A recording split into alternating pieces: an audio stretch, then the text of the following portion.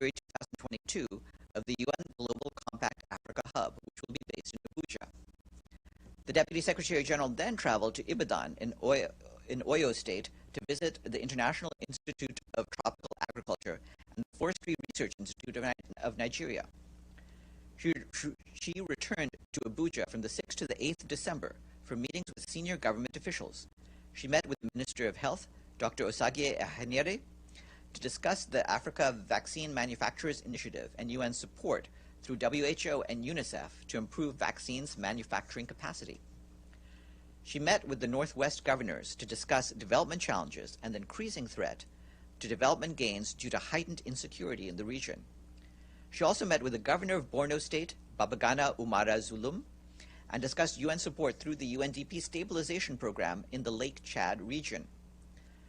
The Deputy Secretary General capped off her travel with a courtesy visit to the presidency. From Ethiopia, the World Food Programme and its NGO partners strongly condemn the commandeering of its trucks and assets, as well as forcible threats to their staff, as they continue to be targeted by military groups in Dessie and Kombolcha in the Amhara region. On the evening of December 10th, a group of armed individuals, believed to be either from the Ethiopian National Defense Forces or an affiliated allied military force, entered the Disaster Risk Management Committee compound in Kombolcha and took 18 WFP trucks by force. These individuals then used the trucks in several locations for their own purposes. Most of the trucks have since been returned, but 3 trucks are still unaccounted for. WFP has informed the federal government and local authorities in Dessie who are assisting in recovering the remaining trucks. WFP and its partners reiterate that under international humanitarian law, it is prohibited to attack, destroy, misappropriate, or loot relief supplies, installations, materials, units, or vehicles. The safety and security of UN and partner staff remains our highest priority, and we call for the immediate and safe release of our staff, colleagues, and vehicles. WFP and its partners are staying and delivering in Kombolcha, Dessie, and across Amhara region, where an estimated 3.7 million people are in dire need of food assistance. We wanted to update you on recent steps taken to address allegations of sexual misconduct by peacekeeping personnel in the Central African Republic. As you may recall, when the new disturbing allegations came to light, we took decisive action. On the 14th of September, the Secretary General decided to repatriate the Gabonese military contingent from the UN mission in the country, MINUSCA. Since the allegations came to light, the Office of Internal Oversight Services and the Gabonese authorities have collected evidence which we understand would allow the Gabonese authorities to complete their national investigation and inform us of its outcome. Realizing the well-being and rights of victims is our utmost priority. All identified victims have been referred for assistance in line with our strategy on support to victims of sexual exploitation and abuse. The mission is also looking at ways to address assistance gaps. A project through the Trust Fund in support of victims of sexual exploitation and abuse, which will provide medical, mental health, psychosocial, legal, and material support for victims and their children, is currently under review. The mission also deployed immediate response teams to several remote locations and gathered information regarding more recently reported allegations of sexual misconduct involving UN troops. We are in the process of informing the member states concerned so that national investigations can be launched as soon as possible with the assistance of the Office of Internal Oversight Services. We continue to have constructive exchanges with troop and police contributing countries. We expect them to take urgent measures to address all allegations concerning their personnel and ensure that perpetrators who are found to have engaged in sexual exploitation or abuse are held accountable in line with national laws. As a reminder, the public website on conduct in peace operations continues to be updated with allegations concerning peacekeeping personnel in accordance with established procedures as an integral part of our commitment to transparency. Meanwhile, the mission is stepping up its efforts to communicate to its personnel and communities and raise awareness of our standards of conduct. It's also coordinating with our partners in the country to strengthen its risk management with close attention to its operating bases deployed in remote locations. Here at headquarters, senior leadership has stepped up engagement with other peacekeeping missions, as well as other MINUSCA troop and police contributing countries, including through official visits, to ensure that matters related to sexual exploitation and abuse are addressed, victims are supported, and prevention is strengthened. We remain strongly engaged with troop and police contributing countries to ensure that vetting and selection of their peacekeeping personnel strictly meet the UN standards of conduct. The Secretary General will continue his efforts to ensure that the UN system, as well as member states, work in a coordinated manner to combat sexual exploitation and abuse, and spare no effort in supporting the victims. Turning to Afghanistan, as part of the winterization response, we, along with our partners, have distributed winter packages, including heating and fuel assistance, to almost 5,800 people in Laghman province. An additional 23,000 people will receive similar assistance in Nangarhar, Kunar, and Nuristan provinces this week. In the northeast, the World Food Programme provided food to more than 7,000 people in Baglan, Badakhshan, Takhar, and Kunduz provinces on the 11th of December. More than 2,700 people received cash assistance in Kunduz province. Our humanitarian colleagues tell us that in the east, malnutrition screening is ongoing to identify children suffering from severe and moderate acute malnutrition, so they can be referred to health facilities for further treatment. Also in the east, almost 1,600 children under the age of 5 have received routine vaccinations. In the south, our humanitarian colleagues warn that overall unemployment is rising, fueling poverty and criminality. Rising prices of food, medical supplies, and fuel have been reported across the southern region. The prices of basic food items are estimated to have increased by 40%. So far this year, donors have provided nearly $1.5 billion for the 2 humanitarian appeals for Afghanistan. That includes $753 million, or 124% of the $606 million required for the flash appeal, and $729 million, or 84%, of the $869 million sought in the humanitarian response plan. Funding requirements will triple in 2022 as the humanitarian response plan seeks $4.4 billion to reach 22 million people with support. The Special Advisor for Libya, Stephanie Williams, arrived in Tripoli yesterday. In close coordination with the UN support mission in Libya, Ms. Williams will lead the good offices and mediation efforts and engagement with Libyan, regional, and international actors to pursue the implementation of the 3 intra-Libyan dialogue tracks and support the holding of presidential and parliamentary elections. The Special Advisor will work with Libyans to help them sustain the momentum created for national elections by the unprecedented voter registration turnout, successful distribution of voters' cards, and registration of a high number of presidential and parliamentary candidates. UNSMIL commends the work of the High National Election Commission, which has achieved significant progress in the technical preparations of the electoral process, despite many challenges and time constraints. And I'm also delighted to thank Libya for its full contribution to the 2021 regular budget. Shukran. This payment takes us up to 140 fully paid up member states. The UN Population Fund has launched an appeal for $835 million to reach over 54 million women, girls, and young people in 61 countries next year, the agency's largest ever humanitarian appeal. It seeks integrated sexual and reproductive health and gender-based violence services and comprehensive support for survivors of violence, including mental health and psychosocial support. This year, despite challenges posed by the pandemic, UNFPA and its partners assisted millions of women, girls, and young people in the hardest hit and hardest to reach places, with a range of services, information, and supplies. More than 29 million women in 42 countries receive sexual and reproductive health services. 6 million people in 39 countries receive family planning services. More than 1.5 million safe births were assisted in 29 countries. And 2.4 million survivors of gender-based violence accessed support services. There's more online. And last, tomorrow at 11 a.m., there will be a briefing in this room by the President of the General Assembly, Abdullah Shahid. Polina Kubayak, the spokesperson for the President of the General Assembly, can tell you more about that shortly when she follows me. And before she comes on, are there any questions for me? Yes, Benno. Thank you. You talked briefly about the climate resolution that didn't go through this morning. Does the Secretary General have an opinion about it not going through? Well, on that, what I can tell you is that the climate emergency is, as we've said repeatedly, the vital issue of our time. We're knocking on the door of a climate catastrophe, and it's time to go into emergency mode. No one is safe from the destructive effects of climate disruption. Climate change has a multiplier effect and is an aggravating factor for global peace, security, and prosperity. The Security Council has emphasized this on numerous occasions, including in resolutions on the mandates of specific peacekeeping operations and special political missions. And we will continue integrating climate risks into our political analysis as well as conflict prevention and peace-building initiatives.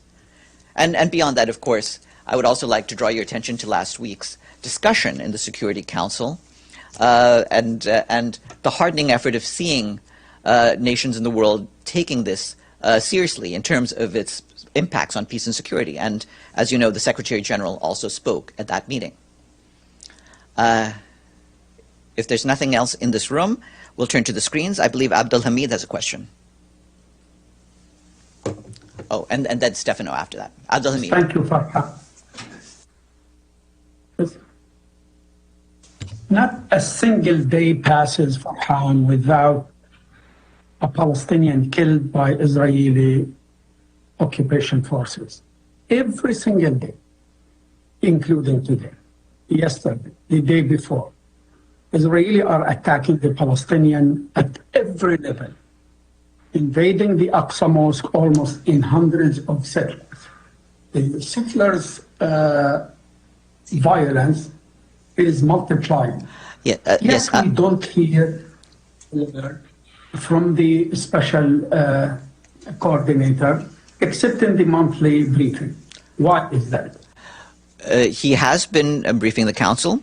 He also, we do comment on different problems as they arise, but the basic point is that he works on the ground with the parties to resolve different situations, and he briefs the Security Council as he sees fit on what we see as the main crises, and we will keep them updated on all of the problems, including those that you've discussed.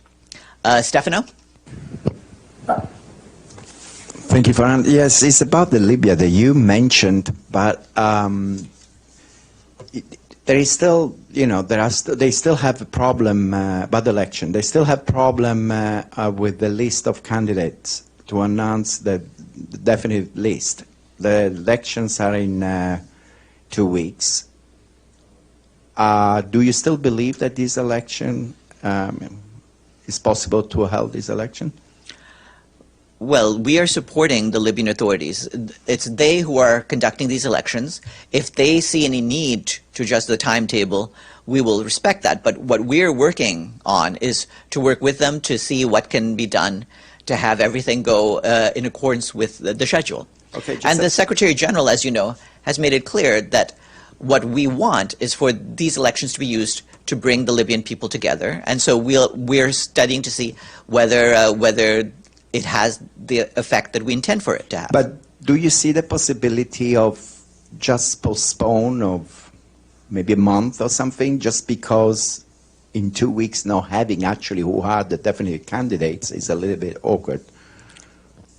Well, again, it's the Libyans, and in particular the Electoral Commission, that make the call in terms of how the elections are to be conducted. And we respect that, and we will support them in whatever decisions that they take. Ali Barada, you have questions? Yes, thank you, Farhan. On Libya as well, so is the United Nations and UNSMIL are both ready to deploy monitors in case they decided to go ahead with the elections? And I have another question on Western Sahara, and I wonder whether Mr. de Mistura has started his work and where he is now. And third is whether there are any plans for the Secretary General to travel anywhere during this month. Thank you. To take your questions in a row, on Libya, we are ready to support the Libyan authorities, including the electoral authorities, as they need, and so we stand by and will continue in our supporting role as in whatever way we can. On the question of Western Sahara, Mr. de Mistura has been traveling to familiarize himself with his work. Indeed, he saw my colleague Stefan just about a week or two ago. And so he will continue with his initial round of familiarization. And then regarding your third question, on travel. I expect that sometime later this week we'll have an announcement for you about any further travel plans by the Secretary General. Okay, yes, Celia.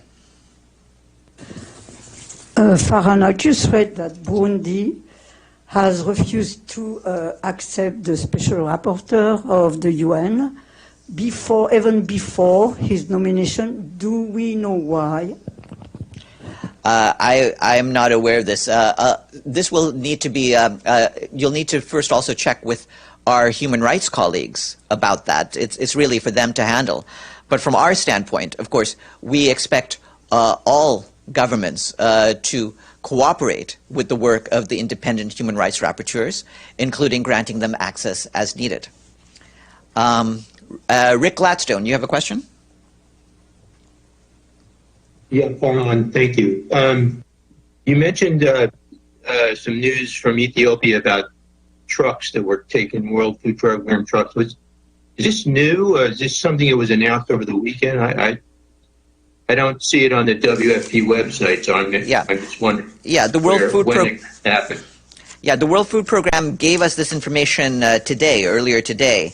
But this is something that happened on the evening of December 10th. So it was Friday evening. So it's something that happened basically over the weekend. But we were informed by WFP today.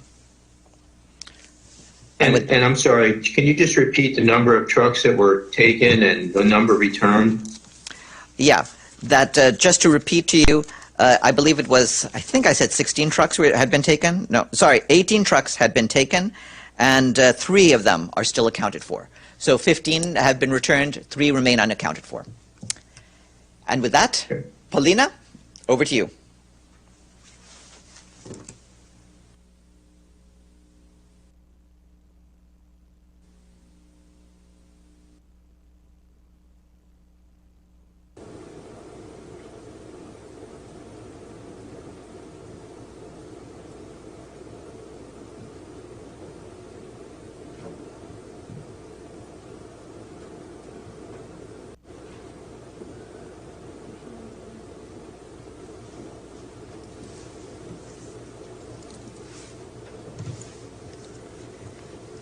COVID-19 and climate change are amplifying challenges that have already been threatening the world, such as cyber threats, terrorism, and the proliferation of nuclear weapons.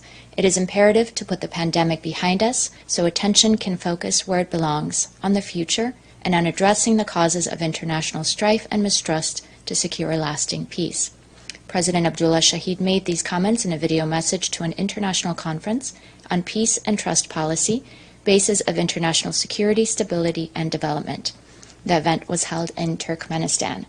President Shahid reiterated that his very first priority of the new year will be a high-level meeting on universal vaccination against COVID. That will be held on 13th of January. And the President will tell you more about his plans for that event tomorrow at his press conference, which will be held in this meeting, in this meeting room, as well as online at 11 a.m. Over the weekend, you were likely following the news out of the United States, where 6 states were hit with tornadoes.